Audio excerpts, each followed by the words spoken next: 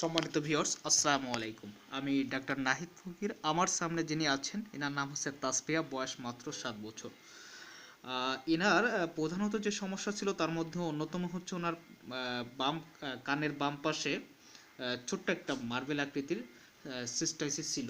আপনাদেরকে একটু দেখায়, দেখি বাবা, এই যে এখানে দেখতে পাচ্ছেন এটা।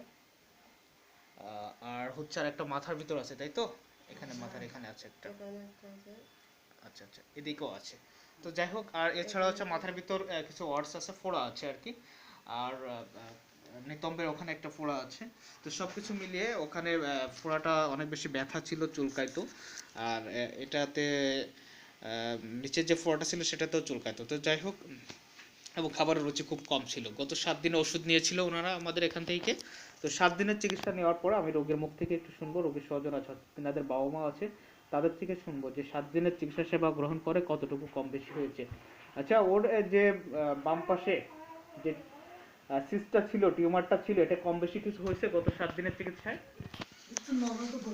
একটু কম হয়েছে, তাই তো? আচ্ছা, ওর মাথায় যে চুলকানি ছিল, তারপরে ফোড়া ছিল, এটা কি অবস্থা এখন? এটাও কমে গেছে। আচ্ছা, আরেকটা ফোড়া ছিল হচ্ছে নিচের দিকে, নিতম্বের এখানে, ওটা কি অবস্থা? ওটা শুকায় গেছে। খাবার দাবার খাচ্ছে বাচ্চা এখন একটু?